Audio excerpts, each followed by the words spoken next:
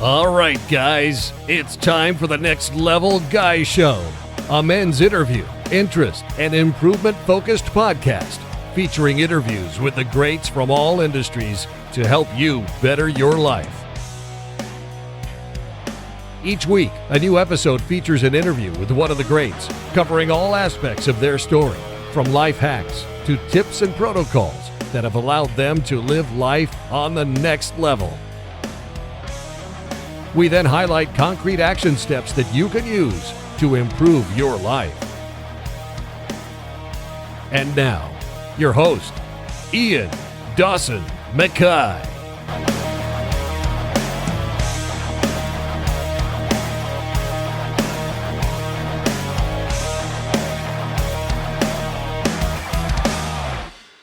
Welcome to the Next Level Guy podcast, a show built around one mission, helping men rebuild themselves from the ground up. We cover identity, emotional mastery, discipline, capability, physical mastery, purpose, and so much more. This is a podcast for men who want more from life, more strength, more clarity, and more control over who they become. Each episode, I sit down with athletes, thinkers, creators, and high performers to break down what it really takes to build discipline, master your emotions, develop physical and mental strength, and live with purpose. I aim to help you rebuild yourself from today to the man you want to become. This isn't about motivation or hype. It's about real tools, honest conversations, and becoming the man your future self respects. So let's get into it. You don't rise to the occasion. You default to whatever you've trained when you're exhausted. And that is a quote from today's guest, Owen Livesey. What if the reason most men fail isn't talent, technique, or motivation, but their inability to stay consistent when nobody's watching? In this conversation, Owen Livesey breaks down how relentless fundamentals, pressure, and long-term discipline quietly beat flash, hype, and shortcuts on the mat and in life. Meet Owen Livesey, world-class pressure grappler, former elite judoka, and coach known for breaking opponents with simplicity, fatigue, and control rather than flashy techniques. This episode will show you why most men train harder, but very few train smarter under pressure.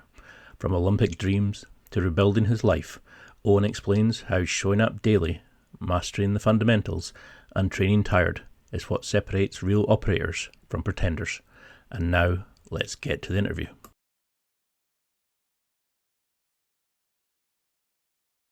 Well, thank you so much for coming on. I really appreciate it. I've been a major fan of yours for ages because I'm a pressure passer myself, and you're the pinnacle, man, for pressure passing, controlling, dominating, destroying people. But thanks for having me.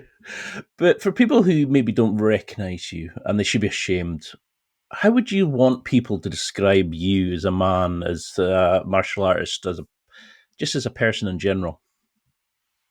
Mate, just a normal, hard-working bloke who genuinely everything that I've done over the space of like 25, 26 years of training has come from just genuinely working hard for a very, very long time. I've had a lot of luck on my side in terms of coaches that I've been put to work with. Like, I've genuinely never had a bad coach, and that's just through nothing but luck. From the gym that I started at to the gyms that I left home to train full time at, to the first time I did jiu-jitsu. Like, genuinely, I've just never had a bad coach. So for me, I've never been anything special whatsoever. I've just worked really hard for a really long time, and I didn't get fast success either. So it's I'd say over the last 5 to 8 years, I've started seeing some good results, and probably over the last 4 or 5 years, people have just started noticing. But we've been working for the last 26 years where people have knew nothing about it. So yeah, just someone who's worked really hard for what they've got and the way they live now, really.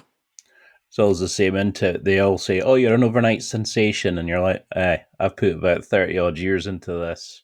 Yeah, Nobody exactly. ever sees the grind, do they? I mean, you started rugby, it was at 4, and then you went to judo at 8. Do you think you're always destined to be this athlete? Were you ever wanting to be anything else apart from getting into sports?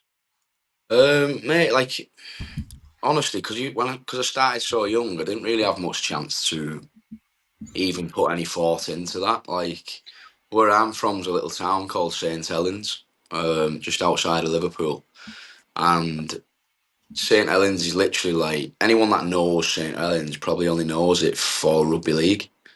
Yeah. Um, so kind of like as a lad in St Helens, everybody starts with playing rugby, which is why I started at 5 years old. Started playing rugby. Um, when I started to play rugby, it was like, everybody wants to play for Saints. Then I got into judo when I was 8 years old, just through my first coach, Peter Blood, came into my primary school and he was just doing like a judo after school course for 6 weeks. Um, and it was just fun. Like he was teaching us a couple of throws, playing loads of games.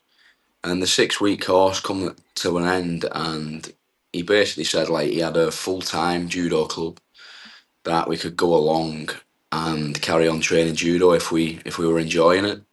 And one of the things he said, and my dad was there at the time, that's why I went, because my dad loved rugby league, still does. And I remember Pete said, judo helps with rugby. Hmm. It's pretty clever from his side, working in St Helens at the time.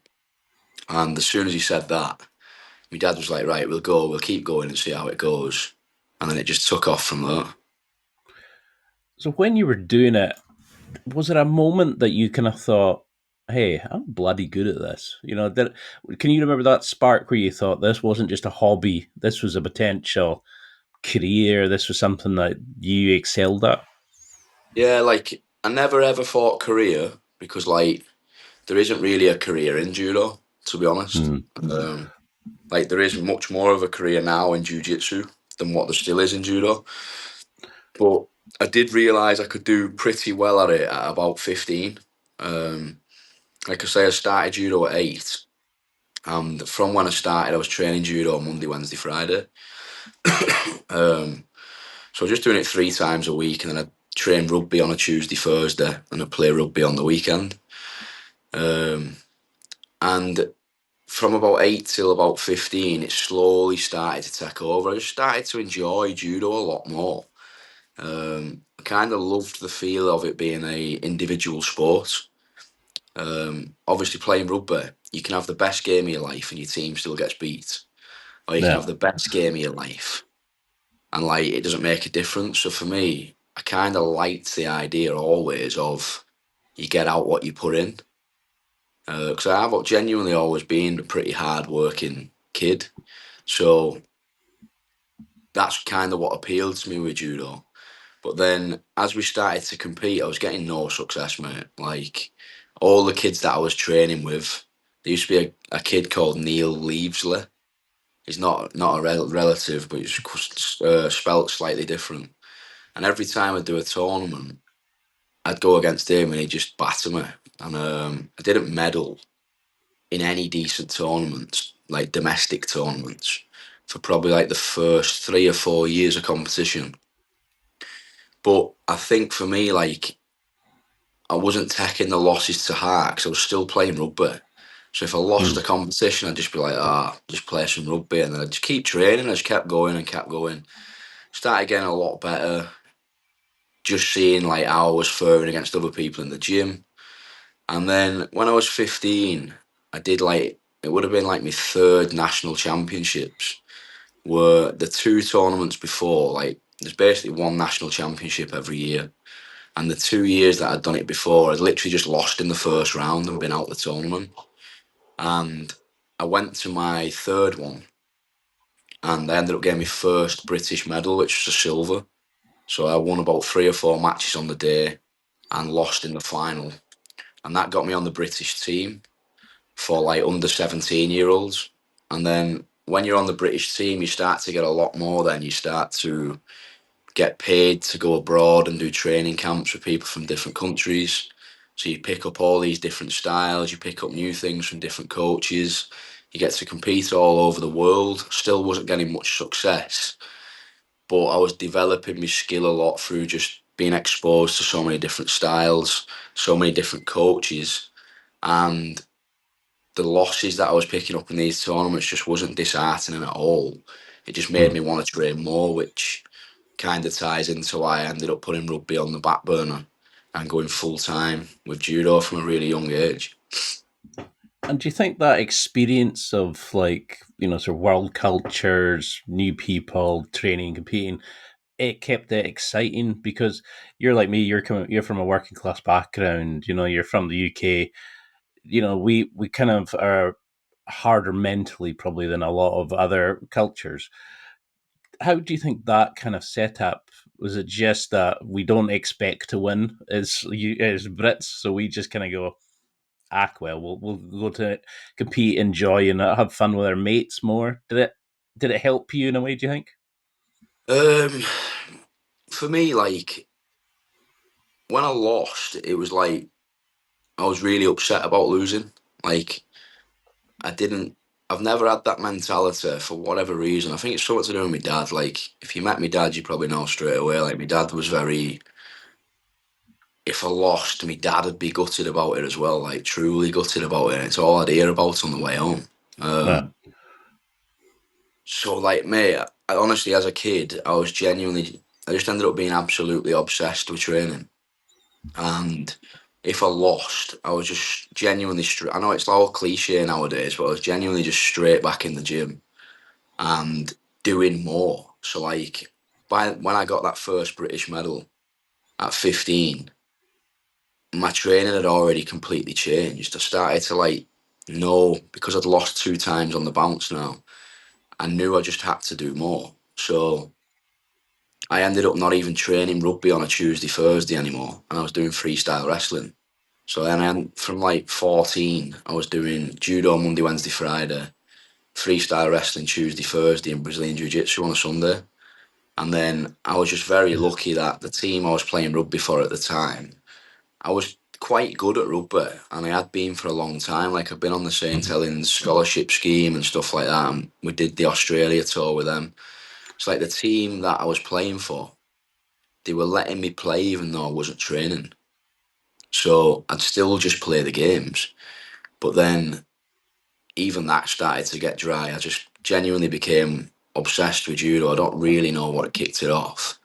And I was obsessed with trying to get to an Olympic Games. That's all I wanted to do. Like I had it in my head from about 14, 15, which isn't even true. But I thought, all I'm going to do in my life is get an Olympic medal and live off that for the rest of my life, which isn't even how it works. But I was absolutely certain that like, if you got an Olympic medal, you'd live off that for the rest of your life. Mate, I just like to think like I've genuinely always worked for absolutely everything that I've ever had. No. Like I always had massive support from my mum and dad. Like they always like paid to take me around the country for different training and tournaments. So definitely I couldn't have done it without that. But I've never had anything given, genuinely. And I'd say every time I lost, it was never trained into me or anything as a kid, but I was just very, very good at when I lost, not taking it too hard and just getting in the gym and getting better.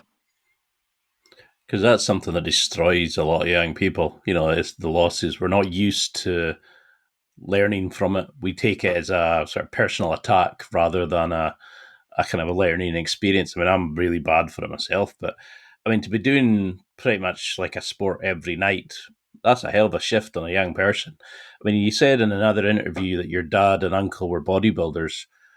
Do you think that as well, that kind of, they're building their physique, they're building their health, they're showing you the healthy side of things. It kind of made you a better athlete. For sure, mate.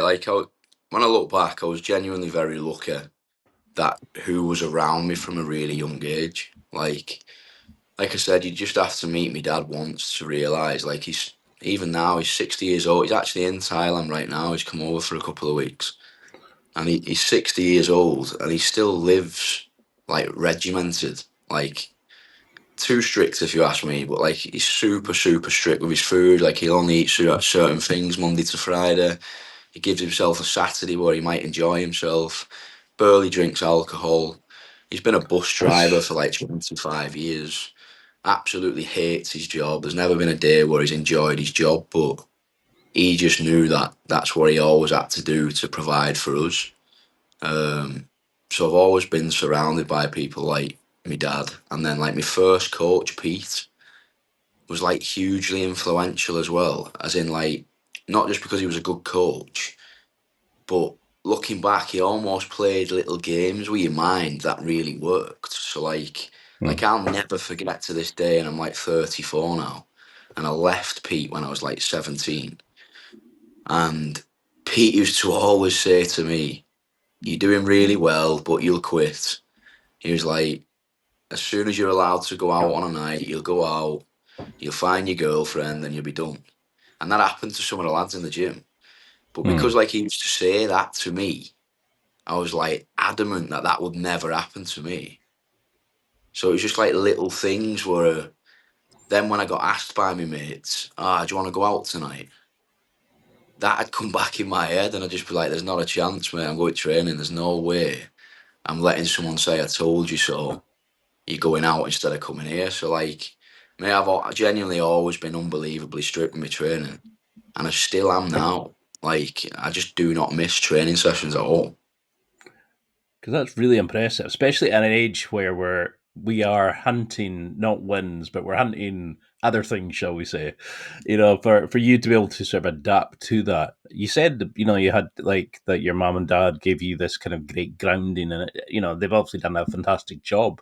Your coach was somebody that inspired you and gave you all these kind of cultures. Did they give you something? And can you think of a way that they've taught you about losing and taking it as a growing experience, a learning experience, rather than something that we judge ourselves on? Did they incorporate a way of enjoying the sport more than the results? Yeah, well, for me, mate, honestly, it was always about results. Like, they've done it, but in ways that people would probably say isn't perfect. Like, I'd say, like, the way my dad definitely installed it in me. So I remember losing, whether it was rugby matches or judo contests, on a weekend, and my dad would be driving me home, and he was just a nightmare. Like, he'd be driving, and I'd be in the passenger seat, and he'd just be like, "Mate, you're better than that today. I can't believe that. Like, I've seen how you train, and you're not competing how you train." And honestly, I'd get this for like 30 minutes on the way home, and I'd be sat in the car, I'd be thinking, "Fucking hell, like, I don't need, it's the last thing I need when I've just lost." Yeah. But at the same time, for whatever reason, that never ever made me not want to do the sport. It made me just want to shut him up in a nice way. It made me just want to be like, right, I'm not fucking losing again because I'm not dealing with this again. It was never just, I can't put a pin on why. It was just never ever in my head to go the other way and just be like, right, I don't want to do it anymore. Whereas Pete was just, honestly, like, Pete's results speak for themselves. Like, there's a club in Earlstown. It's a tiny, tiny place on the border of St Helens, and as a junior judo club, so that means like under the age of 20, like the results that that club has produced in such a rough, small area is ridiculous. Like, they've had about 3 or 4 junior European champions, they've had youth Olympic medalists, they've had Commonwealth Games adult open age champions, they've had 2 Olympians. Like, an outrageous club for where they are. And like what Pete was really good at was, like, I've never met a bloke that lives it so much. So like an example of what Pete was like was Boxing Day every year. Instead of enjoying Christmas with his family, he'd be putting us on a minibus. We'd do this on the 26th of December every year. He'd drive us from Earlstown to Rotterdam, and we'd do a training camp for 1 week in Rotterdam because all the Dutch had this. The Dutch are really good at judo, and they Yeah. arranged this huge training camp every year.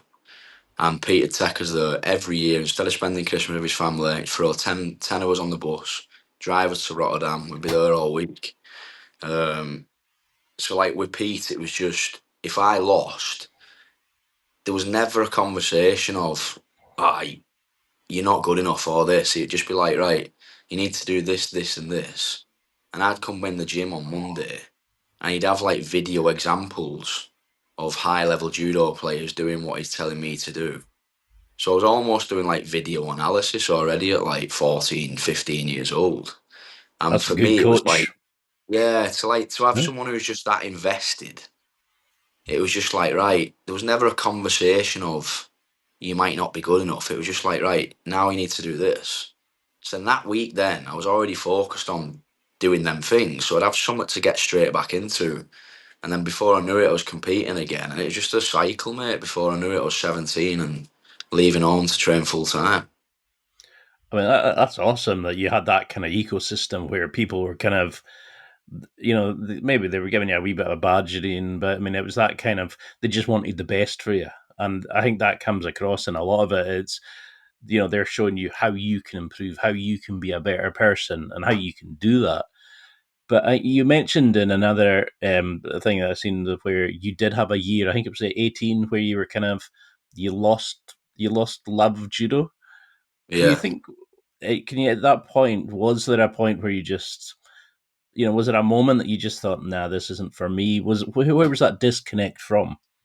Mate, it was like, it just completely changed. So, like, I was training exactly how I just explained until I was about the end of 16, maybe 17. And then I got an offer they opened a full-time judo centre in Dartford, and they were calling it the British Judo Performance Institute. So because I was number one in the country at that point for my age and weight, they invited me to go there and train full-time. So like the deal was like for me as a kid, I thought this was fantastic, but the deal was you were on £7,000 a year. You go over, they put you in a flat in Dartford, which is basically over the road from the Performance Institute, and you train full time. So, like me as a kid, it was like, right, I cannot see myself ever doing anything else other than judo. I've literally got one single goal, and that's to go to an Olympic Games, win a medal, and I'm going to live off that for the rest of my life. I was just brainwashed for whatever reason that's exactly what I was going to do. So when I got this letter, I was like, right, I absolutely need to do that. My mum said she'd support me money wise because I was only getting £7,000 a year. But she said she'd support me with small things that I need while I'm over there. So I was gone. But then when I got there, it changed a lot, mate. Like when I was at home, I was living with my mum and dad for one. That makes everything 10 times easier. Mm-hmm. Top of that, I was ultra disciplined with training, but I still had friends that I was talking to, and I wouldn't go out much, but on a weekend through the day, I'd be out playing football with my mates all day. I was just living a normal life, but there would be at least one training session being done every single day. Whereas the day I arrived in Dartford, it was like I was put in a flat with a lad that I only knew off the British squad training.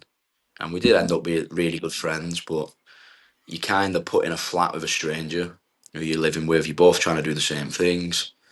And mate, it was just super, super strict. So like every morning was strength and conditioning, followed by about an hour and a half of judo technique.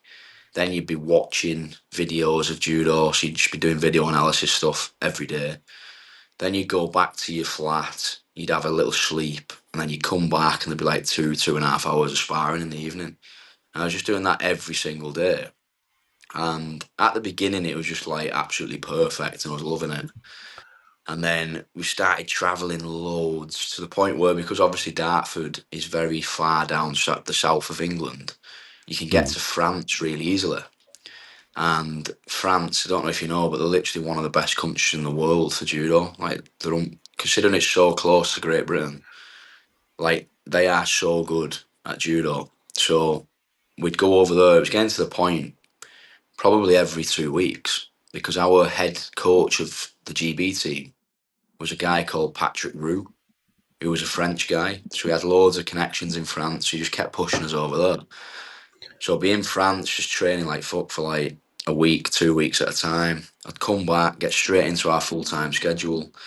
And I was doing really well, mate. Like I was winning the majority of the things that I was competing in. And then because I was doing so well at the time, it's when London 2012 got announced.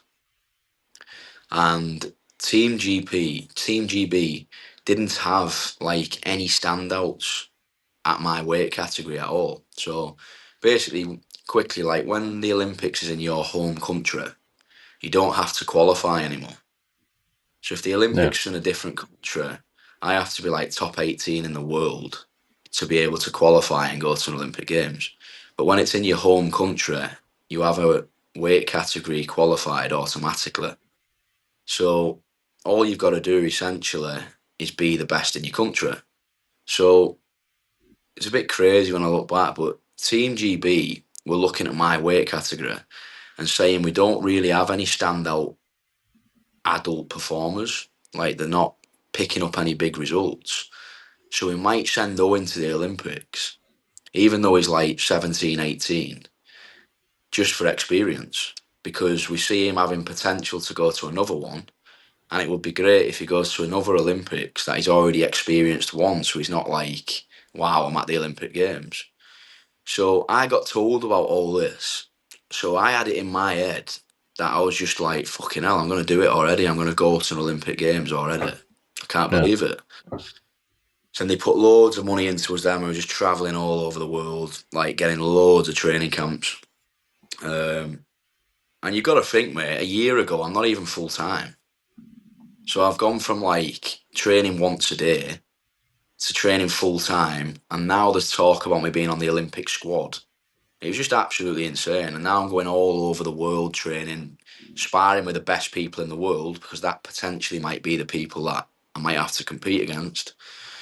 And then about 2 months or a month, maybe even less, before they picked the Olympic team, my future training partner, Danny Williams, ended up getting a World Cup medal, which is a decent sized medal in terms of standard. So he got picked for the Olympic Games, rightly so. So he went, and then when he went to the Olympic Games, I was like, fuck. I was just so down about it because I'd been filled up with, you're gonna go to an Olympic Games, and it was just like, boom, you're not. So I was like, right. And there's a good bit of politics at Dartford as well, which is the reason it isn't there anymore. It wasn't ran the best. The funding was terrible. The lifestyle wasn't great.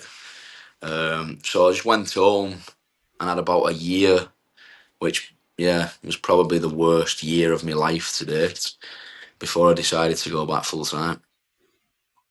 No, I mean it would certainly fuck with anybody's head, to be shown the promised land, so to speak, and then for it to be sort of whipped away from you. But I mean, you seem to be that sort of person that enjoys these kind of try a bit of this, do a bit of this, play football. It's like you like doing it and exploring and kind of mixing it up. Where that kind of level of strictness.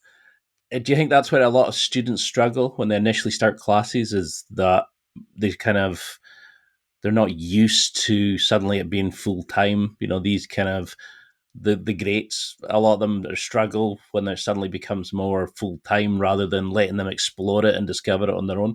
They take the fun out of it. 100%, mate. Like it's a weird mix. It's like you have to do it if you want to genuinely be one of the best. Like you definitely have to do it. I don't think there's a way around it. But it will take time to adapt. Like later on in my career, I 100% adapted, and I became like an ultra professional and really, really enjoyed that lifestyle. But I had nobody helping me adapt to it. I had nobody like telling me what to expect. And it was just like, fucking hell, this is a lot now. And I was No. 17 at the time, and it was like, all my mates were still going out and stuff, and I was just like, fucking hell, this is heavy.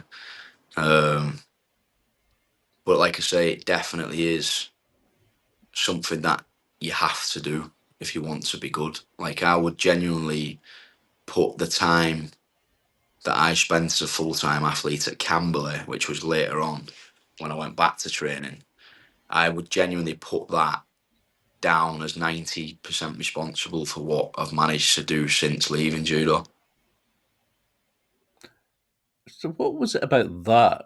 What was that moment of made you wanting to go back? But what was it about the atmosphere, the support, or the enjoyment of it again that made at that point helped you become this machine, this man who's dominating the sports compared to actually doing that as almost a full time athlete at Dartford? Well, I had a rough 12 months, mate. Like, a very, very bad 12 months. Like, Hmm. I moved back to St Helens, and because, mate, I left school very early, I didn't really even do anything after school at all.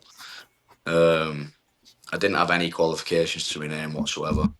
So I got back to St Helens and kind of got hit by reality at like 18, 19 that, fuck, I've not got anything. Like, all I can actually do is judo, at the time especially. So I basically just started personal training people, unqualified, just like, I'm from a small town, people knew me as a decent athlete. So I just started advertising on my Facebook, and it actually started doing really well. Like, I probably had about 30, 40 people that I was seeing on a weekly basis. But That's there was no, impressive. yeah, mate, it was good money wise, but there was just no structure to it whatsoever. I was just making up stuff. Like, I hadn't trained as a coach at all by this point. I weren't great at communicating with people. I had no idea how to manage money. So everyone was just coming in, paying cash. I was going out Friday, Saturday, Sunday, doing everything that I hadn't done because I've been training. I was genuinely like pissed Friday, Saturday, Sunday every week. Turning up on a Monday to personal train people, still pissed, like got in 5 o'clock that morning. I was basically making money through the week and spending every penny of it on the weekend. And it was just a terrible spiral, mate. Just like getting in little bits of trouble, just being a fucking idiot in town. Got arrested a couple of times just for being a dick on the piss. Just like really, really bad time. And then just one day, mate, I woke up and I was just rough as hell again. And I was only like 19. I was like, I can't keep living like this. And then they announced that Glasgow um, were going to host the Commonwealth Games in 2014. And obviously, like, when I'd stopped judo for that year, before I'd just stopped, I was like up there as one of the best in the country. It's like top two in the country, really. So I knew if I go back, I could get that back. Like, I'm like 19, 20 years old. So I just thought, I really, really want to go back because I just can't live like this. It's genuinely getting worse and worse. Um, but I can't go back to Dartford. So I had a couple of mates that went to Camberley, and I'd heard that the atmosphere is completely different, because what is massively different about the two is Dartford was a performance institute hosted by like GB Judo, whereas Camberley just had an absolutely unbelievable coach, but it wasn't actually a GB Judo setup. It was a charity that had just been set up in Surrey, and the training partners there were unbelievable, and they were getting massive results. So I thought, like, right, I'm going to try it again, but I'm going to try Camberley. And that is genuinely one of the best decisions I've ever made. Like, Camberley is just completely different. It's a cabin on bricks, so you literally live in a cabin on bricks. Big cabin. There's like 10 bedrooms in one corridor. Each bedroom had a bunk bed in it, like an army military style bunk bed. There was one front room between 20 athletes, all men. One kitchen. Each athlete had their own cupboard. We all shared one fridge. There's two toilets, one shower. And literally like 2 meters from our bedroom was where we trained. So it made, to this day, I've never been anywhere with a better atmosphere. So like, your mate, all the lads in that building ended up like your best mates, like by an absolute mile. And all we would do, not one of us had a pot to piss in. We were all absolutely broke. But we didn't need anything. We just got up in the morning, we all ate together, we'd go across the walkway, which 30-second walk. We'd all lift weights or we'd do conditioning. Then we'd all jump on the mat at 12, we'd do technique.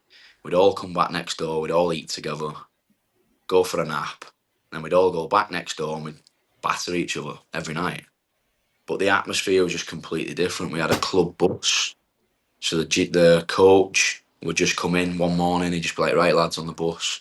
He'd just drive us up the hills and he'd just get us doing sprints up there. On a weekend, he'd throw us on the bus, he'd drive to Wales. We'd all jump off the bus, compete, like near enough everyone on the bus would win. And then we'd just get straight back on the bus, we'd come back to the gym. If we weren't competing, we'd all go out together and have a few beers with each other. It was just an absolute different atmosphere, mate, and I can see why people stay there probably 5-10 years longer than they should. I bet that was a riot. 10 guys in in one place, one shower. I mean, 20 it sounds guys, fuck. 10 bedrooms, 20 guys, bunk beds. I think that's insanity. Like, I think that's to be able to do that at 17, 18, to go away and have that year of burnout and misbehave. And I think it sounds like you needed that break away from the strictness of the first place. And then, but to have the foresight at 19 to go, actually, I need to change. I can't do this. And then you found a place that let you excel, but didn't put that level of stress or maybe that rigidity of it. It seemed to just let you be you and find it. And it gave the fun back to it. Mate, Camberley's just got it down to a T how it should be. It's all about atmosphere, which just breeds hard work. Everybody gets super close to each other. You're all bouncing off each other like they are your real mates. You're travelling all over the world with each other, just fighting, having a drink after it once the work's been done. Honestly, mate, in them days, I wasn't even nervous when it comes to competing. It was just like you're with your mates, staying over, getting up in the morning, you're all having a scrap, going out for a few beers. You do it again next weekend. It was just absolutely perfect. So when you were back on the mats, how did you change your mindset at that point? Was it just you weren't even thinking about judo? It was more just a kind of I'm with friends doing a sport I love. Did you kind of think I'm not taking this as seriously? Were you focused on certain goals outside of the results at that point, or did anything really change? Just a better environment? Just the environment. Mate, I've never trained just for fun, ever.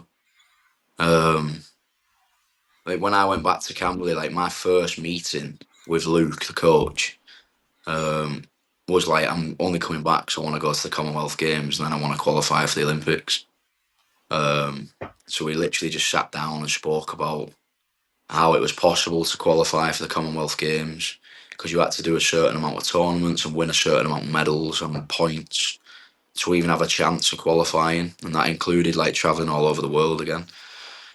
Because it wasn't a GB judo setup, we wasn't getting paid.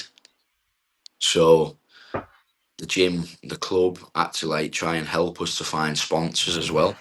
So obviously I can't travel all over the world for training and competition with no money. So we had to speak about how that was possible and things I might have to do to try and get sponsorship. And but Camberley, they've got it all set up, mate. They know exactly what they're doing. So they managed to get me everything that I actually needed in place. So all I had to do was concentrate on the work that I had to do on the mat. But yeah, I've never trained just for fun. I've always had absolute goal that I'm going to be shocked if I fail at getting.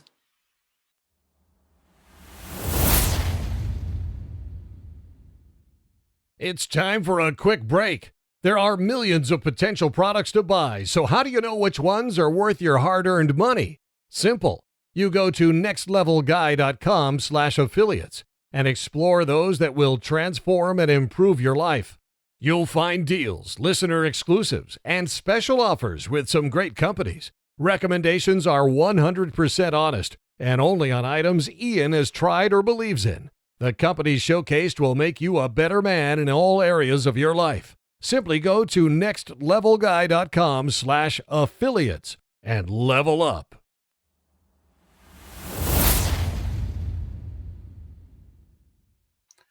Because everybody talks about your amazing judo, but do you find that it's that kind of thing of the modern game is designed now that everybody's, the bat scooting, as everybody likes to call it, whereas people use stand up now as a way to get to the floor in like jiu-jitsu, whereas you're actually making it part of a system where you're actually incorporating your judo into, by the point you realize I've thrown you, most people just throw and hope. You're actually throwing people into the next position that you're Yeah, actually like Mitch, I've brought judo principles over, but like I don't see myself. Like I'm not doing judo in grappling. Like I don't care if someone pulls guard in front of me. Like for me, it's not like, oh, you need to stand up so I can do my stuff. Like my game is about pressure. I just like Langaka for me was the absolute perfect way to win. Like I have no flashy submissions. I don't love flashy submissions. Like for me, it's much more satisfying if I can fatigue someone that much and put them into such bad positions that they just give up. And what I tapped Tommy with wasn't even a submission. It was just like I had a one-handed crossface, my other hand was posting on the floor, and I put my shoulder over his mouth and he tapped. It was just pure fatigue. And that for me is just my game. Like I don't have anything special. So like every time I coach seminars or whatever, like especially here at Bangtown now because we get so many visitors, the amount of people that come up and they're like, mate, I love your sessions because it's so simple. And I'm like, it should be simple though in my head because when you're absolutely blowing out your ass, 10-step moves don't work for me. Like for me, it's like when I see like, oh, this is an advanced grappler and this is a beginner's grappler, and someone saying you can't come on this class, mate, it's advanced. That to me is like, I just find that a load of bollocks because I think the only difference in a beginner and an advanced grappler for me is the advanced grappler can perform all the fundamentals that the beginner can, but they can link them all together under massive amounts of fatigue. I don't really think the moves get fancier. Like, I don't know if I have any moves that I couldn't teach a beginner to be able to do in 2 weeks. But I feel like what I'm really good at, which I'm trying to make everyone that I train with really good at, is to be able to link them together without thinking. So you can do it when you're absolutely exhausted, if that makes sense. No, I mean, you've made a career out of being that guy that can kind of grind people down, control them, crush their soul. And then, you've built this kind of combat chassis that allows you to do that. So that even when you're absolutely exhausted, you just seem to remain in the pocket. Like you seem to be comfortable just doing it. I mean, when I first started jiu-jitsu, I was trying to keep up all these skinny, six-pack fucking young guys and going, that wasn't me. I was this fat guy who used to power lift going, shit, I could barely get my legs over my head. And when I discovered pressure passing, I was like, fuck, this is for me. I liked that noise, when you get on top of somebody and you grind in and you can hear them go that as their soul leaves their body. And I'd be like, yep. And I suddenly saw that I could win. I developed situations from there. Is that what you do? Do you find positions where you can get a connection and it doesn't matter where it's from, you're working to just start applying pressure to get them uncomfortable, to fatigue them, to pull them into working just to survive more than their game?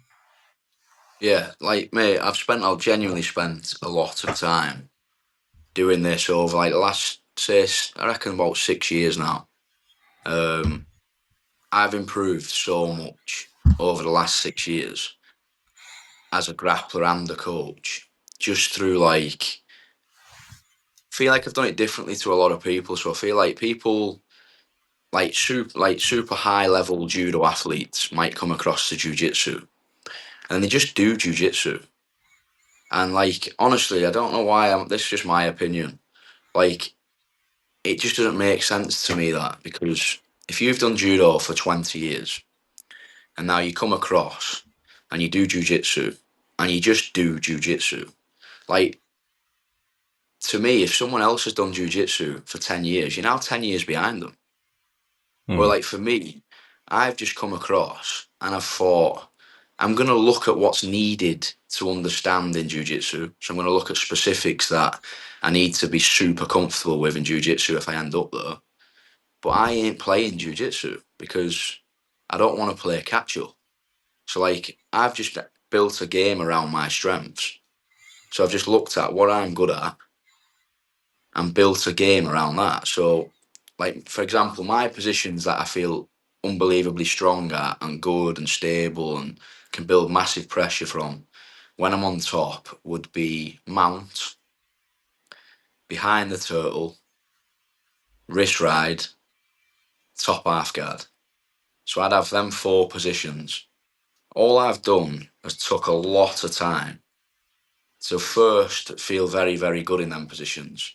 So I genuinely feel with most people, if I get them to them positions, not that they can't move, but sometimes I'll encourage movement even to make them tired.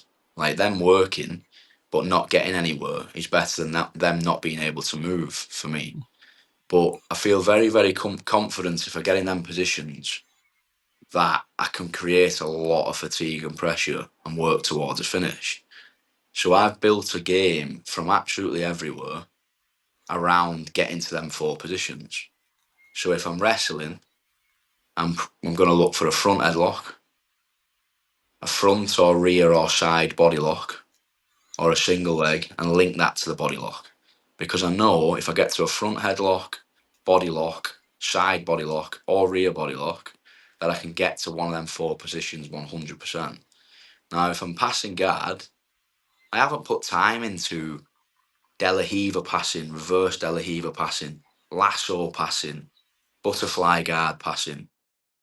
I want to get to half guard. So like, I don't give a fuck if you play De La Riva. I'm not going to step into your headquarters so you can get your De La Riva hook. I'm going to initiate it first. From judo, I'm going to win the grips. Massive in judo. Like if you don't win the grips, you can't throw anybody. So I've brought that right across.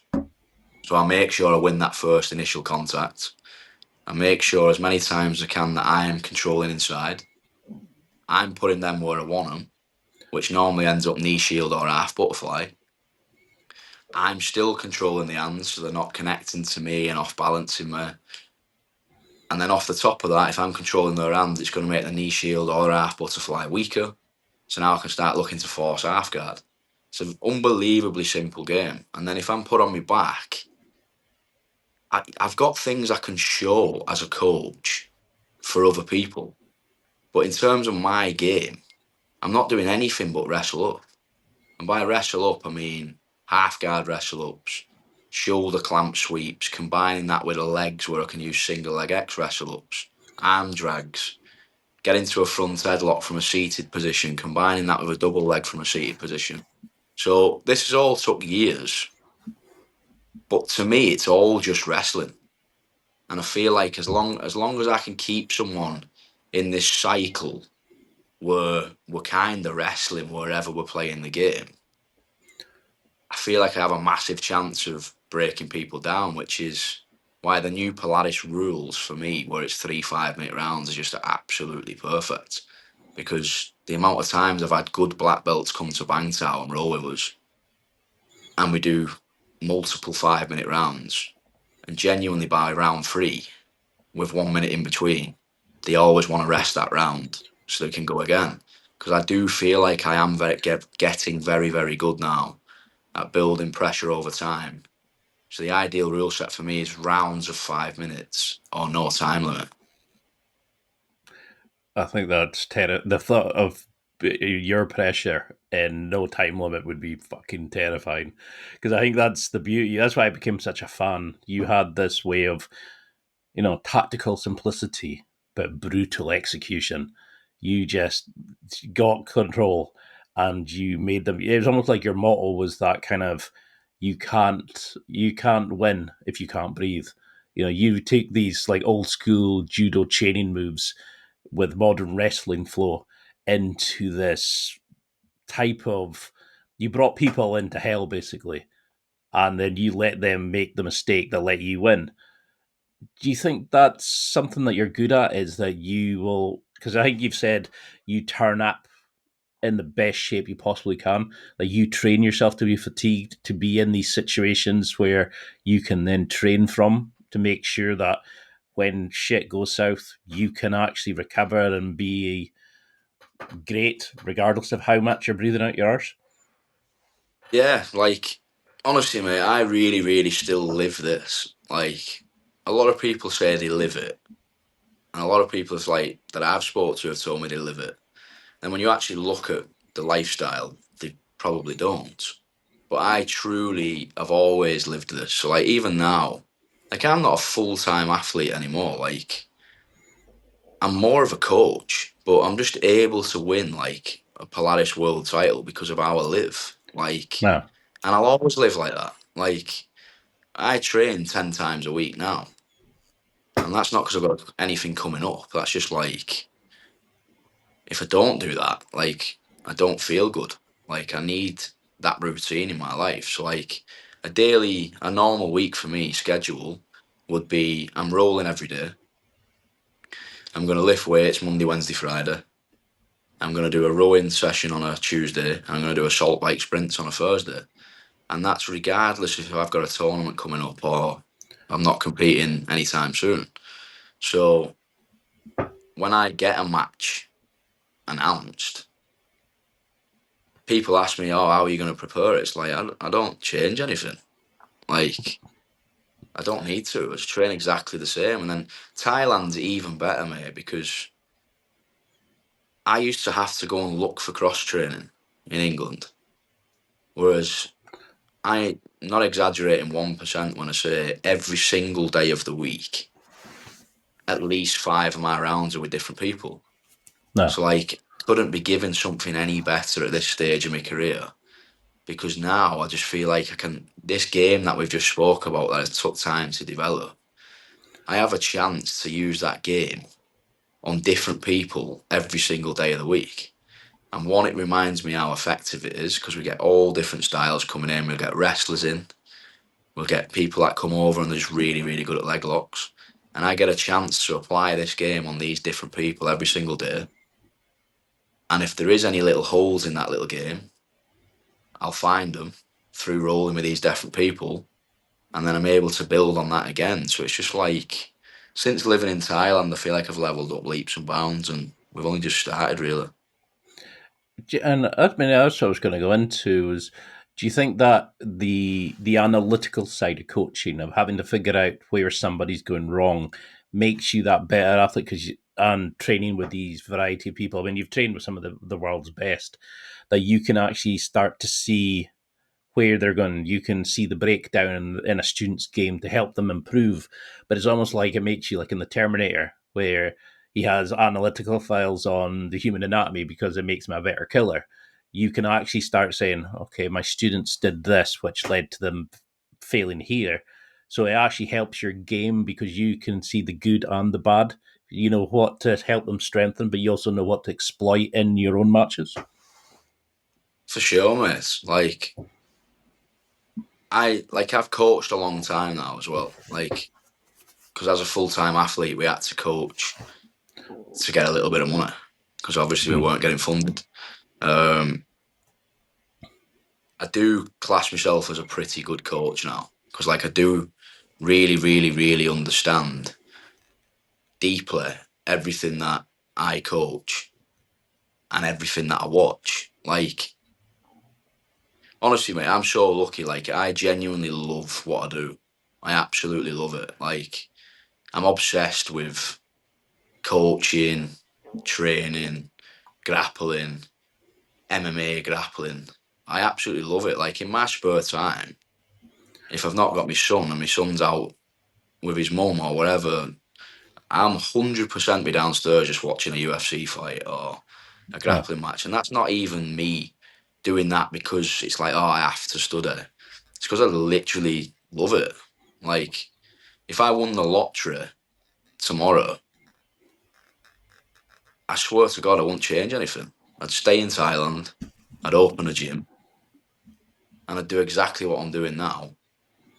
But I'd just have more money to play with when we want to do stuff on a weekend. Like, and I do believe because I've put so much time in over genuinely like the last 25 years that I have a really good understanding of a huge portion of what's involved in grappling.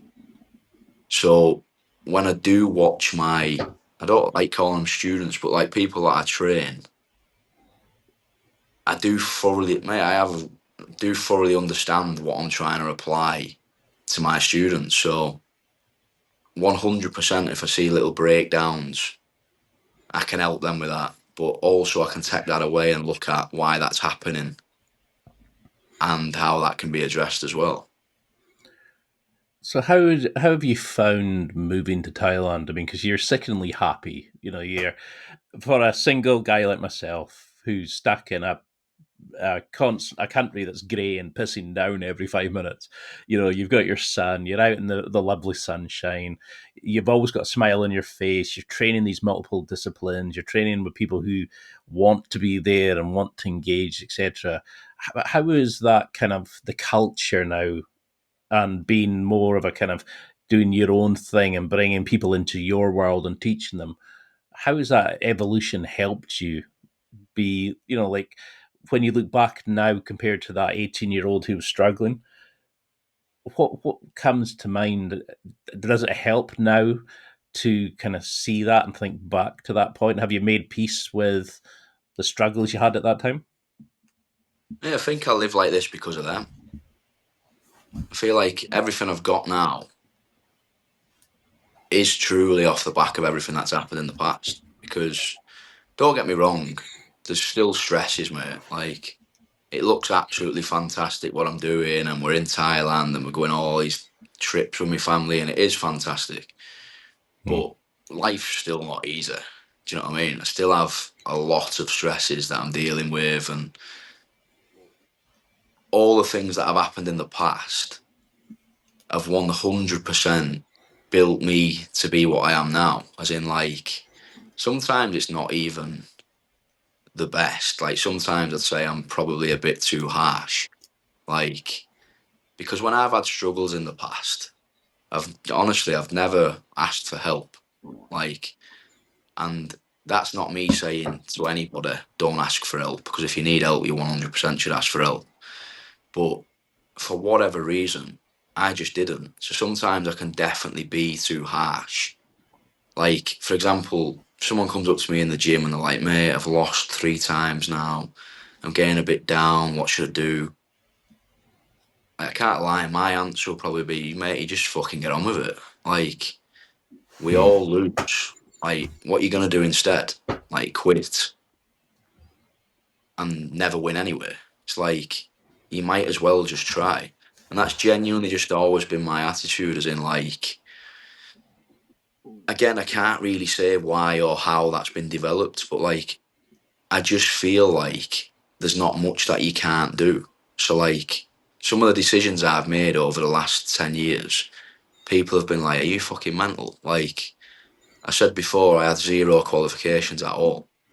So when I actually fully retired from judo at 26, it hit me again. And it was like, fucking hell, I don't know what I'm going to do at all. To the point where I went training MMA, even though I had no interest in pursuing a career in that, just because I thought, I don't want to go back to judo again. But maybe I can make something out of fighting. And then I got offered a job at Hull KR, which is a Super League team, full-time job as the wrestling coach. So I was like, right, that's fantastic. I can just teach what I enjoy doing to a professional rugby team. I can make loads of money. I thought, this is going to be fantastic. Went there and I just wasn't happy, mate. Like, for whatever reason, I just don't like working for other people. Like, I just like doing what I want to do. People can make whatever they want of that, but I just enjoy doing things on my terms. So after about a year to 18 months, I started opening Carlton Gracie Hull on the side, not even as a business. Like, I just wanted to roll. I tried to jump in a few gyms in Hull and there was nobody in them. That made me want to keep going. So I was like, right, I'm just going to put 2 sparring sessions on a week, which are free, just more for my own mind. And then it started building from there. Now, mate, I had 30 people training with us and they were paying like £3 or £4 each session that they turned up, and they wasn't even guaranteed to be turning up. And I walked into the office at Hull KR and quit my job. And like, I didn't have a kid then, that probably would have influenced me not doing that, but it was me and my missus. And I just walked in the office and I was like, I reckon I can do something with this gym. And I hadn't even competed in grappling at this point, and it was a grappling gym. So I was just like, I quit the job. And they were like, are you sure? Like, this is a full-time job in the Super League. Like, people go to university to try and get in these Wow. positions. And I was like, yeah, it's not for me. And I remember driving back home thinking, I don't know how the fuck I'm going to tell Drew this, that I've just quit a full-time job for this hobby in the gym down the road, which is literally just in a community centre. But I did it anyway, and then made the gym full-time. And then that gym just went fucking mental. Then we ended up rolling into Grapple Fest and Polaris, and then with Thailand, we came on holiday and loved it. Had a chat with a couple of people. They said I might be able to get a job here. And I was like, I can't move from Hull to fucking Phuket. But then I give it thought for a month and I was just like, do you know what? Like, why not? Like, this is another thing that I think Camberley's helped me with. Like, when I was at Camberley, I had zero. Like, when you see all these guys now in jiu-jitsu and it's just flashy bollocks, it's just like nice clothes, sponsored gear, talking up to a camera, just acting like a fucking ball bag. Like, winning by submission and pouring beer in each other's mouths and that. Like, I just can't stand all that shit. Like, it just doesn't go with, for me personally, what the sport's about. And I just feel like I've always, like, Camberley, I had nothing. So, like, for me, it was, my mentality's always been, look, I had fuck all at Camberley and I did all right. So the worst that could possibly happen now by taking this gamble is that I end up with fuck all again. But I still reckon I'd be all right. Like, I would get out of it somehow. So I've always just jumped at opportunities, and like I say, we still have our stresses, mate, but I can't really complain with how we're living at the moment. I think that kind of jumps out is the fact that when you are doing things, you kind of just go, okay, well, that's happened. Okay, right, what am I going to do next? You know, you're immediately thinking, how do I improve myself from here? What can I do to then fix this situation? A lot of people, a lot of people are overthinking. Do you think that's a big thing for you? It's that moment of too many people overthink, where you just say, "Well, just get on with it." You lose, okay, go back, fix what you got caught in, so it doesn't happen again. You lose again, fix the next thing. Is that what you're trying to instill in your students? That moment of to just look at the opportunities that these things and just take advantage of what you can to try to get involved. For sure. It's just like, mate, don't get me wrong, I would class myself as an overthinker. But when I say overthinker, I'm overthinking how to succeed with something. So, like, I would advise anybody to take a gamble, because for me, it's just like, if you take a gamble, the worst that can happen is it doesn't work. And if it doesn't work, you're left with where you already are before you take the gamble. Whereas if it does work, you could potentially change your life. Like, mate, I've took loads of gambles and they haven't worked. Don't get me wrong, like, I've took about 2 or 3 that have worked. I've took about fucking 15 that have not. But for me, I would say I'm an overthinker, as in I'll take the gamble, but it's almost not a gamble because in my head, I'm just like, right, once I say I'm going to do it, like it will happen because I'll do that much that it will happen. Like it can't not happen. Um, like I genuinely think that's why all what's happened now has worked out the way it is because none of it's bollocks, mate. Like I do really, really genuinely work hard as an athlete and a coach. Um, Genuinely, other than taking out my kid and spending time with my kid, I don't do anything else but this sport, Hmm. whether that's training or studying it or teaching it.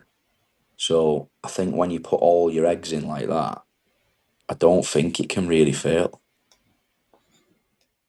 So, what advice would you give to somebody who's like, I mean, I'm going back to jiu-jitsu. I mean, I took some time out after I had a shoulder injury and I kept going, I'm going to go back next week.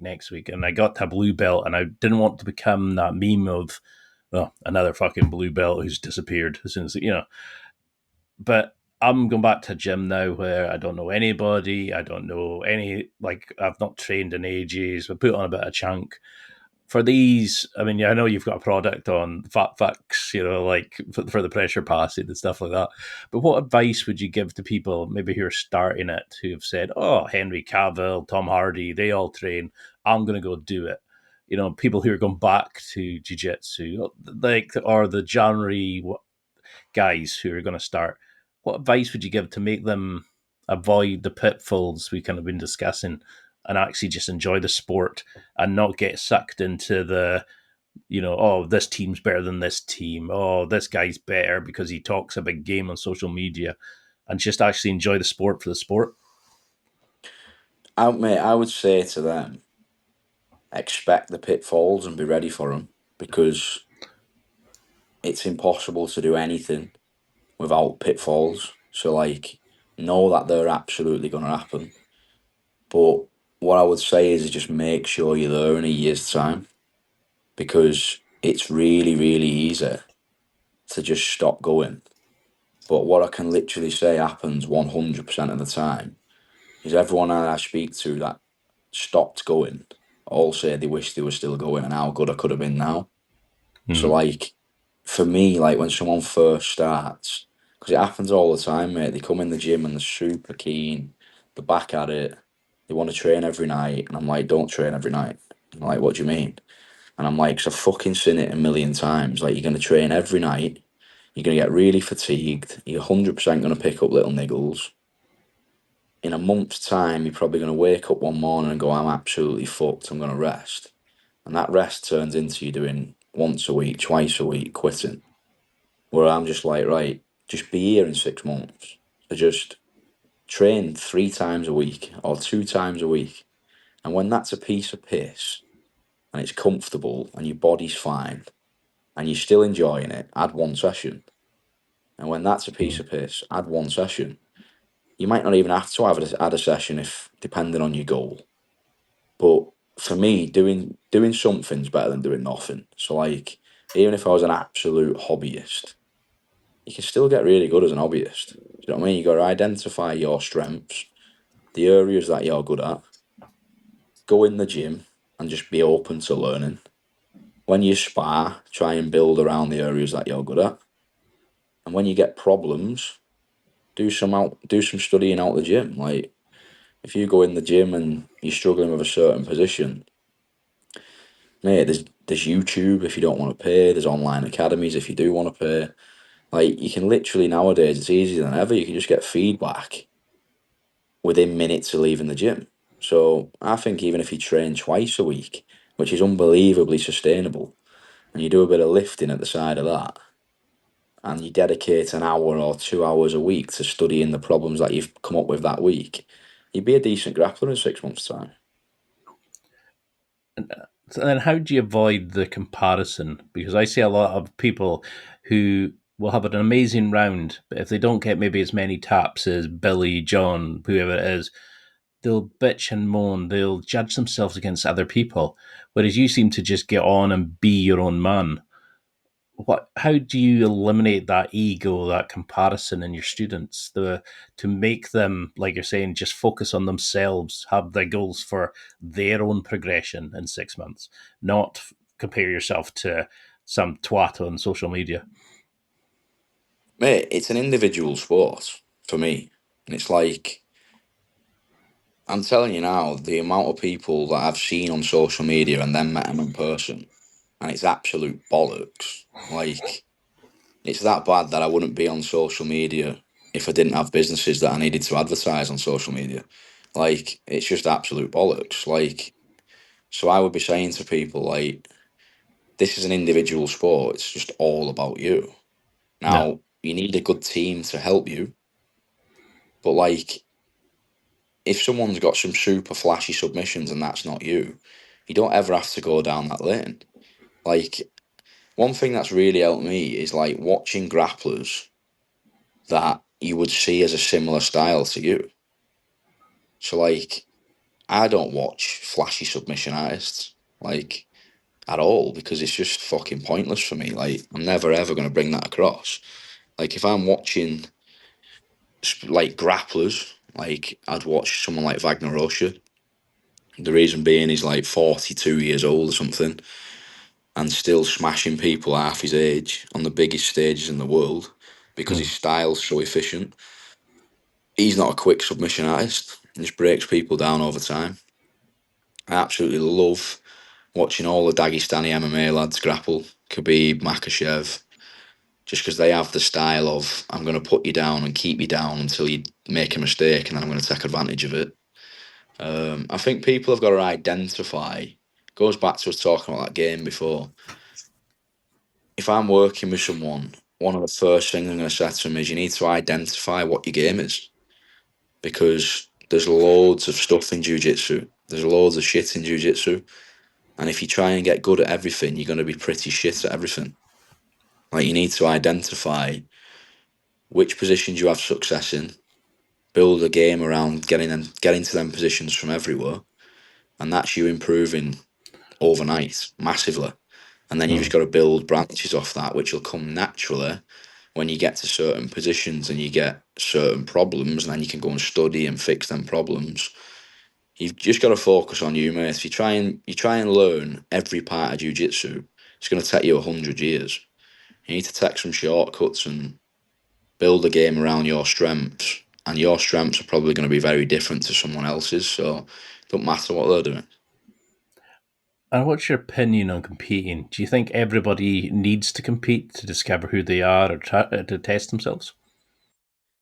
I don't think they have to compete, mate. It's like everyone's at different stages, aren't they? Like, if someone starts the sport, they're like 40 years old plus, and he don't want to compete, doesn't have to at all.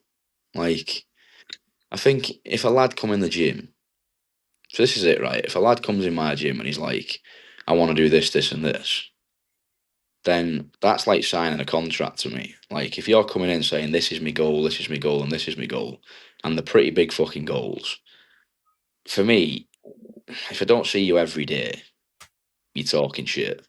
And you have to compete because what I would say about competing 100% is it's the fastest way to progress. Like, absolutely no doubt. It's like the best example of that for me as a coach is we've got a lad in Hull called Aaron Gurnell. He came to our gym about, I want to say 3 years ago as a blue belt.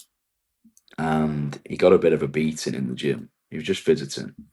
But because he got a bit of a beating, his attitude was great. And he was like, this is where I need to be. So he moved over and he was like, I want to do this, this, and this.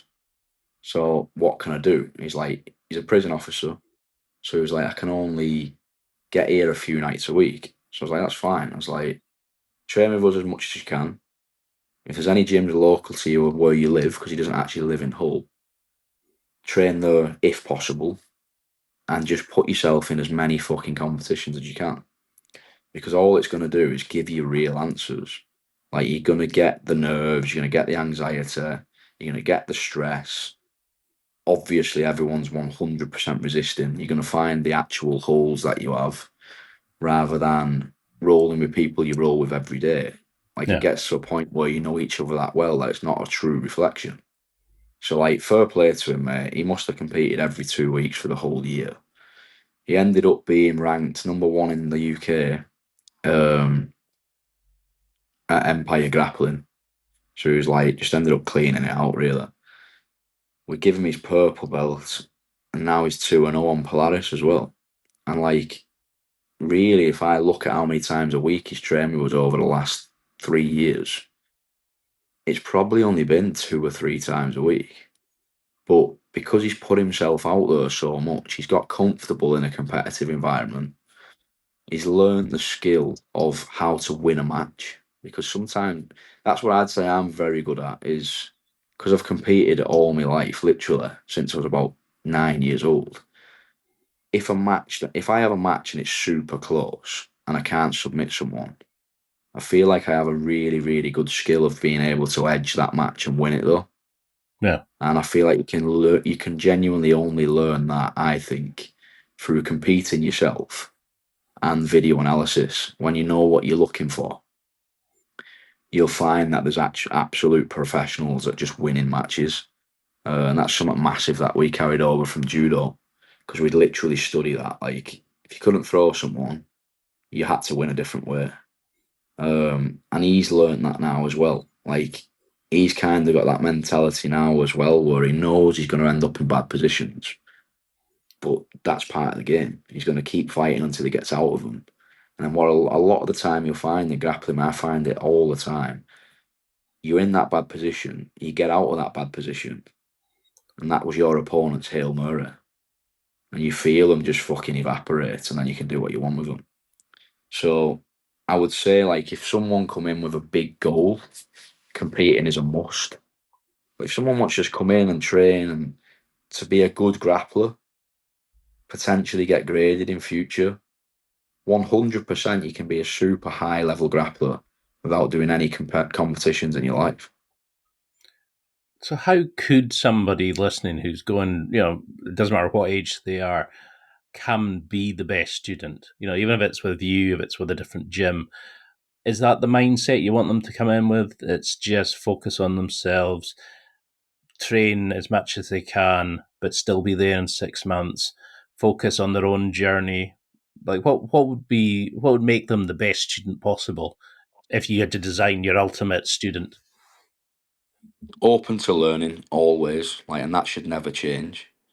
Like, I've had some students in the past where they get to purple belt, they start doing their own thing. Like, they think they've worked everything out. They've trained for 4 years and they think the latest style of training is better than the one that we're doing, and they start to do their own things on the side, and you just see the decline. Like, Yeah. just listen. If you have a good coach, like, and your coach is proven, just fucking listen. And that good coach is probably going to tell you to cross train. So do a bit of cross training, pick up some new things from different training partners, from different coaches, bring it back to the gym, be a good teammate. So when I say focus on yourself, of course, focus on your own progression, but still help others because you need them as well. Like, you need training partners to develop yourself. So I would say be open to learning, cross train, do your own studying. Like, that's a massive one. Again, like we've already said, identify your own game. Like, some people come in a gym, pay 60 quid a month, and think that's it now, I don't have to do anything else. I've paid my coach 60 quid. He does everything for me, and if I'm not a world champion in 3 years, it's his fault. Yeah. It's like, no, the coach is providing you a good base. Your gym's your base. You come in and you get good skills passed on from your coach, and hopefully he's showing you a good way of how to implement them. And then it's up to you to go and test them against other people in cross training, in competition, to ask questions, to do your own studying. And then the idea is that you should overtake your coach in a number of years if we're doing our job right. So if you look at now, I mean, you've started transitioning into away as much. You're doing more coaching, you're building the business with probably the same level of intensity as you have as an athlete. You're sort of finding your own ways you go. When you look back now, you said your goal was to, go to the Olympics, win a medal, and kind of ride off the success of that. I mean, you won gold in the Commonwealth Games. You've trained some amazing people. You've won against some of the world's best. What is next for you? I mean, how do you change that focus? When you look at this now, is it to help the next generation? Are you still wanting to compete? Are you still wanting to win things? How does if we took away competing martial arts, what would be left? What do you want to do? Like, what's still to be ticked off the list for you? If you took martial arts away, mate, I'd be fucked because, like, I don't know what else I'd do. Mm. Genuinely. Competition, mate, honestly, sounds absolutely crazy because obviously my last match I just won the Polaris world title. But, like, I don't even see myself as a competitor anymore. Like, I simply just live a lifestyle that allows me to compete when people ask me to compete. And it still allows me to compete at the highest levels. I think that's a number of things. I think that's the condition that I'm in just due to my lifestyle. Like, I barely even fucking drink alcohol, mate. I'm just not even interested in it. Mm. It's my willingness to learn. Like, I sat downstairs this morning and watched half of an instructional, but that's just because I enjoy it. So I think I'm always keeping up with a modern game. I do genuinely would like to think that I do really, really do outwork most people. But in terms of actually being a competitor, I wouldn't class myself as a competitor now. I'm definitely more of a coach. And my goals now, I have two goals, mate, and they're both opposite ends of the spectrum. They're both to do with the gym.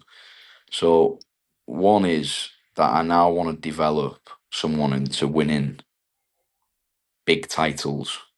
So, like, obviously in Hull, a struggle that we had.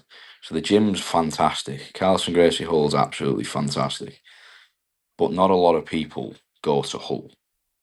It's kind of in the middle of nowhere. Yeah, so Mm. you just don't really meet anybody that doesn't live in Hull.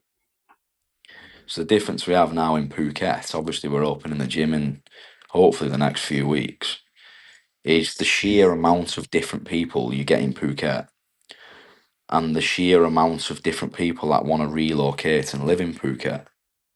And it's very doable now. Like, there's different visas in Thailand that you can get, especially if you have some sort of online income. It's very, very doable to get a visa to live in Thailand within 2 weeks. So it is very realistic now that people can genuinely relocate to Thailand, and I can work with them every morning and every evening, every single day of the week, which I'd like to think I can genuinely guarantee that that person will be a very good grappler. So whether they have aims in doing something big in grappling, or whether they're an MMA fighter and they just want me to help them with the grappling side of it. Obviously, in Thailand, you can get everything else you need elsewhere. I'd like to think now I've put myself in a position where I can absolutely achieve that goal working with the right people.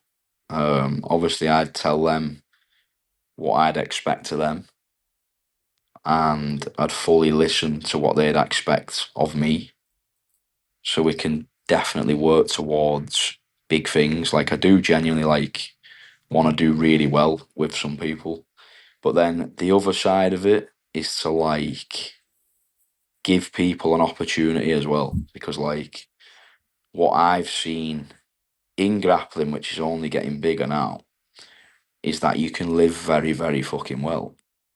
So, I think as a coach, I don't think a coach is just about producing a champion. I'd like to think I could be a part of that now for someone, but I don't think that's the only thing as a coach. I think there's a lot of opportunities now. Like, for me, it would be a massive success if someone spent 5 or 6 years training full time with me,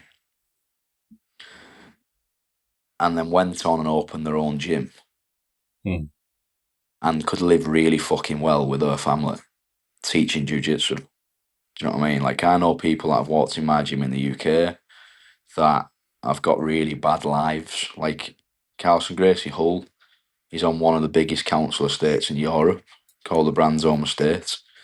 No one's got a pot to piss in whatsoever, which is why that gym's so cheap. Like, we have some people paying fucking £40 a week in that gym, because it would be an absolute nightmare for me if someone said they can't train with me even though they want to because they can't afford it. Like, I think that's completely wrong. Like, I make enough money to live really well anyway.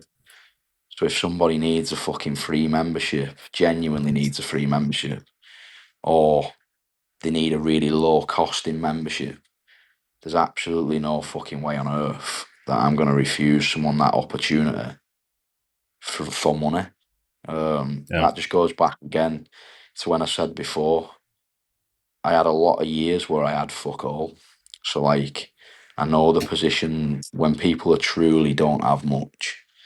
I know how that is, and I'd never want that to be a hindrance into why they can't do what I've done. So for me, it's to, like, one, and this isn't in number order at all, but one, I want to produce some very, very high level grapplers, whether that be in grappling or MMA. And then two, provide a gym where the hobbyist can be really, really good, because the high level competitors are going to need them as training partners anyway. So I'd want the general standard on my mat to be really good. But then at the same time, I'd love our gym in future to be recognised as, oh, you're a black belt under Owen Livesey. You've opened your own gym, so everyone wants to go and train with them. So then they can live how I can live, because it's there for you now if you want it. There is a massive opportunity in grappling now. If you truly do the real work, that you can live very, very well from it. I think that's a big thing about it, because, like, when I initially wanted to have you on, I was wanting to talk about, like, how do we learn the nuances of throwing in judo, how do we build it into our game and stuff. But I knew there was so much deeper to you that I hadn't really kind of, and when I listened to other interviews, I was like, but there's so much to you to pick up. And I love how sort of deep, analytical, and emotional you get about it.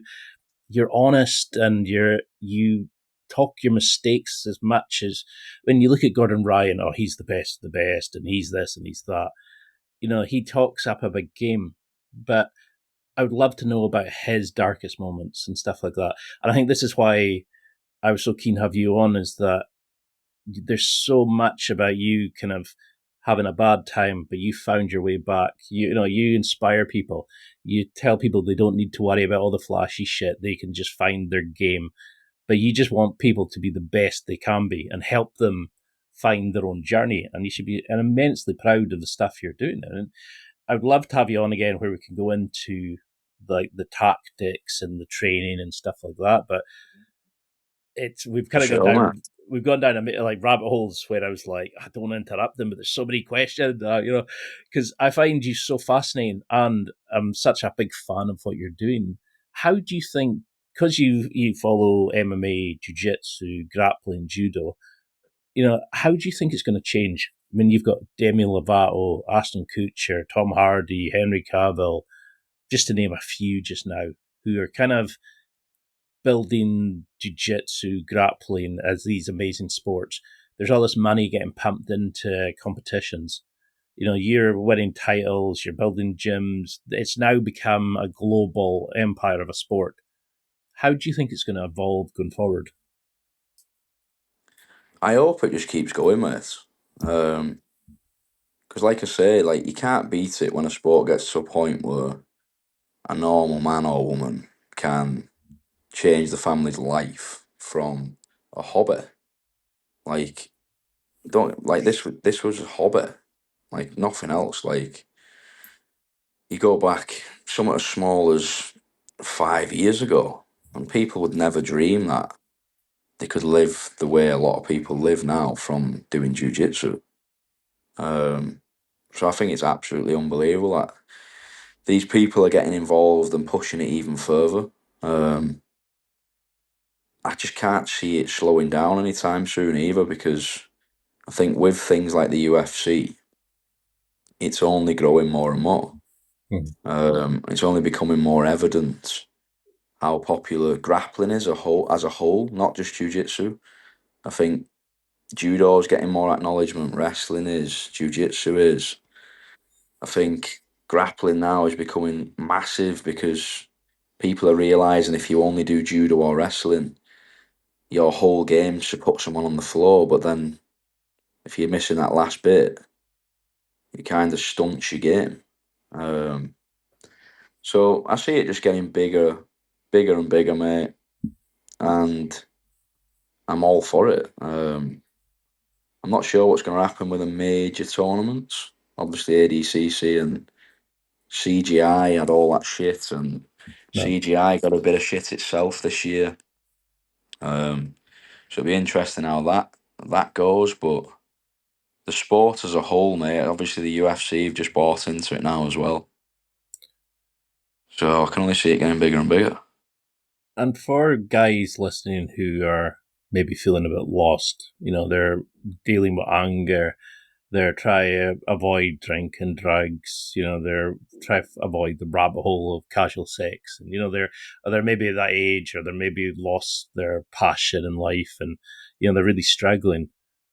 Do you think that's the thing? If we combat sports, it's that kind of, because we're told not to invade people's personal spaces. You're told not to kind of talk back to people, but suddenly that it lets us get the sort of caveman energy out. It lets people channel their anger, their disappointment, upset, etc., into healthy roots, and it helps young people find themselves. For sure, mate. Like, I would genuinely recommend any style of combat sport to anyone. Um, the simple reason being, like, you would have heard it been said before, but it's completely true. It's the only time of day that I don't think of anything else. Like, the last 3 months, mate, I've had loads of stresses. Like, we're opening a gym over here. That's not easy in Thailand. Loads of different things popping up out of everywhere with that. Then there's like the whole thing of having the conversation with the people that I'm currently working with, because I know they're not going to be very happy that I'm leaving, and makes that a bit awkward. And at the same time as that, I got a little bit of an infection. I've been pretty ill for the last 3 months, but no one would even fucking know that. Like, when I went to Polaris, I was pretty ill. Um, the only time I don't think of anything is when I go and train, which is Mm. like literally like probably half the reason I still roll every single day now. I think I don't know what it is about the sport, but it's something that people can easily get obsessed with. So I would genuinely recommend anyone that's struggling to just go along and train. And I'd be very, very shocked if then people go along and train and don't become fascinated with the fact that all the stresses are gone in that moment of the training. How much they learn about themselves when they're training, and then how much that makes them want to keep learning about the sport itself so that doesn't happen to them again. And then before they know it, 3 or 4 years will be past and they're down this rabbit hole where they're just fucking obsessed with it. And then, as we've said already, mate, funny things can happen when you become obsessed with stuff. It's 4 or 5 years later, you could be in a position you never could have fucking dreamed of.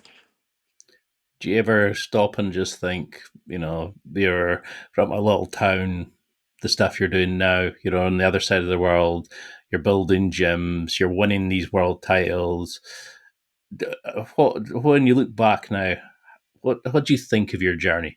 Because you've kicked ass all over the world. You've won title after title. You're you're inspiring so many people. You've got a mega fan base.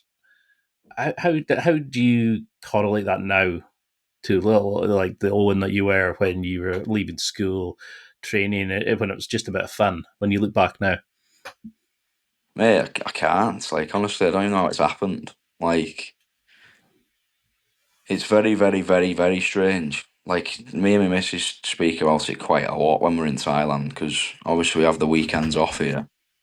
So we'll try and do a lot as a family on the weekends. Just like Like this weekend just passed because my dad's over. We literally paid £100. Some guy picked us up on a long tail boat, drove us all over to a Awesome. private island, sat on this private deserted island for 5 hours just with the family only, swimming, and there's like one restaurant on the whole island. Drives us back, and we're all sat on the boat having drinks and that. It's just like, how the fuck have I ended up here? I have no idea. Like, No. it's You're, just like you said, I'm from St. Helens. Like, you're not going to I get that didn't do there. very well. No, I didn't do very well in school. Like, I've just done sports because I enjoyed it. And there's never been a plan to live how I'm living now. Like, it's always been Olympic Games, Commonwealth Games, open a gym and be a coach. Then somehow fell into actually competing in grappling. Mate, like literally all I can put it down to, and it's again, it sounds cliche, is just that I have just been a man of my word and grafted my bollocks off every day to the Mm. point where it's fucking boring. Like, it's I can't even say I really enjoy training that much anymore, but I'll never not do it because I truly, it is the only thing I can put down to the life that I live now, because no one's fucking like I say, I'll never take it off from mum and dad. They've supported us ridiculous amounts as a kid, but no one's give me anything. Mm. Like, I've genuinely, hand on heart, worked for absolutely everything, which makes it even better as well when we have them conversations and we're like, how mad is it that we're sat in Thailand now on a deserted island, 3 weeks away from opening our own gym, when 5 years ago we were sat in Camberley in a cabin on bricks, Yeah. teaching one school class, one judo lesson in a school per day for £25 a session. So I was getting like £125 a week, which I'd just get food with. Like, that's how we were living. I was sharing a bunk bed. I was on the bottom bunk, my mate Reese was on the top bunk. My mum had to pay me car insurance. This is 5 years ago, mate. And now we've got one gym in Hull. We're opening another one in Phuket. I've got a massive online academy. Just won the world title in Polaris. It's like, it's not even long, mate. 5 years ago, I was just a fucking idiot with zero. Like, literally, I remember 4 years ago when we were living in Hull. So it's even a year after I quit judo. I was working my bollocks off at Hull KR, being paid absolutely nothing. Minus 1,000 in my bank account every month, about 3 days before the end of the month. And I applied for a £250 overdraft with Halifax Bank because I literally couldn't make it through the month, and they refused it because of my income. They wouldn't even give me an extra £250. So in 4 years, we've gone from that to like, we're not fucking, mate, we're far from perfect. Like, we have stresses, Mm. but I'd like to think now most things we do, I'm not even thinking about how much it costs, which is just fucking bizarre for me. I've never been in a position like that in my life. I think this is the thing that'll inspire a lot of people. It's to see you going from that level of almost falling out of loving the sport, struggling, to kind of transforming your life, building a life for your family that most people can only dream of. You should be immensely proud of where you've come, and you're not even stopping. You're off to the next thing. You don't rest on your laurels. I think the biggest Yeah. issue, if you had won that Olympic gold, you probably wouldn't have had this journey, this development, this life changing experience that you're having now. So in a way, it's almost probably good that you didn't get that, because if you're now the stuff that you're doing, the life you're building, and inspiring so many other people, it's you're destined, I think, to be this coach, this inspiration for other people. What do you want people to take from this interview? I mean, I know I've used up so much of your time, but what do you want people to remember from this? Just that, it's like, sounds cheesy, mate, but like, genuinely, if your why is important enough I honestly believe you can do more or less anything you want. Like, the reason I don't stop now, genuinely, is because of my son. Like, I've got a son now who's like 4, and like seeing how he lives now, it's just like, mate, like I said before, I can live anywhere. I could live in a fucking shoebox. Like, I wear shit clothes every day. Like, most of the clothes I wear are just fucking freebies. Like, I don't buy anything for myself. Like, genuinely, the only reason that I'm still going, I'd probably say as hard as I've ever gone right now, is just for my son. Like, Hmm. because to see him living how he lives now and doing the stuff he does, like, fucking hell, mate, he's 4 years old and he's done more than fucking a lot of adults. Like, the experiences that he's had already at 4, it just makes it absolutely all worthwhile. So I would just say to anyone, like, put a finger on what your why is, like what you truly want. Yeah. So you're doing it for the right reason. Because I think that's the thing. Like, if people are just like, oh, I want money, it's like, for me, that isn't the right reason. Like, the money follows for me. I think the money comes when you find your real why and it's important enough. It's just not hard to get out of bed anymore. Like, I can safely say now, because I truly know why I'm doing everything that I do, I don't have 1% struggle getting out of bed and just absolutely grafting my bollocks off. And I don't care if it's 12 hours a day and I get to bed and I'm absolutely exhausted. When I have a weekend off and see the stuff that he's doing, it's like, yeah, fucking absolutely validated. So that's what I'd say. I'd just be saying, make your why important enough. Make sure you're doing it for the right reasons. And as cheesy as it might sound, I genuinely believe you can more or less achieve whatever the fuck you want. I love that. I love that you found another why to keep expanding, to keep evolving, to keep changing. I mean, I'd love to do another one where we go into like training and mentality and all that, but I knew there was so much that I wanted to talk about because you're such an inspiring guy. But I knew you're a deep guy, and there's so much about it. So I would love to have you back on. But Sure, man. how could we keep in touch? How can we come out and train with you? How can we get in touch? See your competitions, but also come out and train with you. How can we follow you on social media? Have you got anything coming up that you would want people to know about? So, mate, I'm opening my gym. Um, Everything's done now. We're just waiting for a few things to arrive here in Phuket. So, we're opening Carlson Gracie Talang Phuket. That should be open in December. So, we're open ideally within the first 2 weeks of December. So, we've got an Instagram page for that. So, that's at Carlson Gracie Talang Phuket. So, people can follow that. They can drop their emails on the website, which is on the link in the bio. And then they'll basically get updates directly sent to them on like what we're doing with the gym. We're doing like big vlogs of how we're like actually building the gym this time.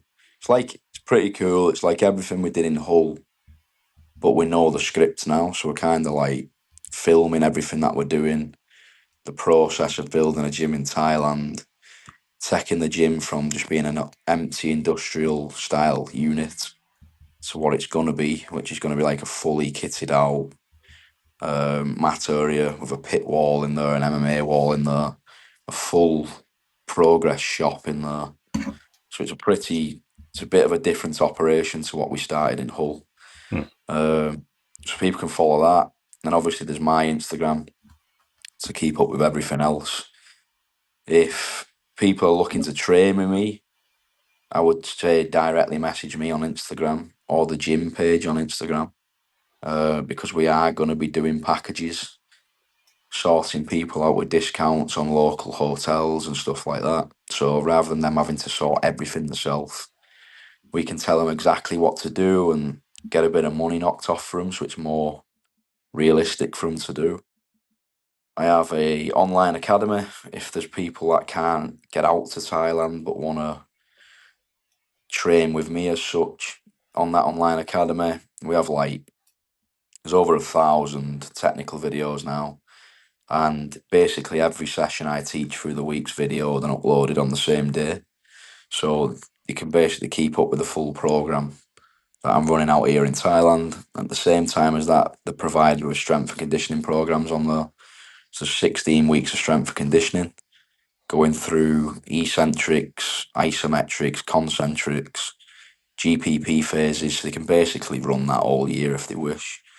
And then there's a WhatsApp group on there as well. So if, like we spoke about before, if you go to training, you have a specific problem and you can't find it on YouTube or my online academy, you can literally just drop me a message on WhatsApp within the group and I'll get that videoed for you and uploaded specifically for you. There's not much coming up, mate, other than that.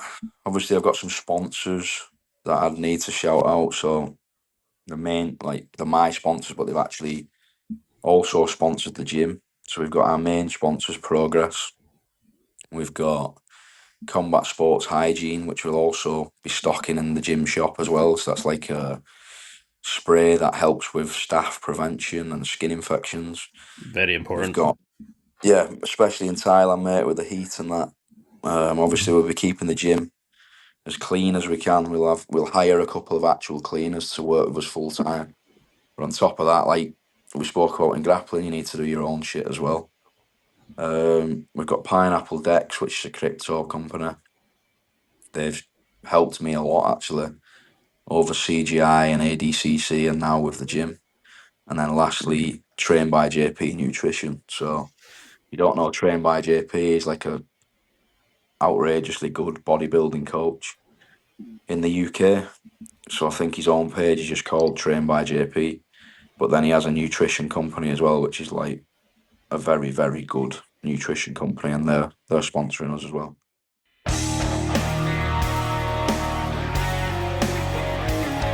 Well, that's it for another week, and thank you for listening. It's now time to take what you've learned and use it to develop and enhance your life with the key points mentioned. Listen, try it, embrace it, use it, and crush it. Now's your time to hit that next level in your life. If you liked this episode, then please leave a comment on the show notes or a review of the show on your podcast platform. Everything helps evolve the show. Until next week, keep seeking the next level in your life.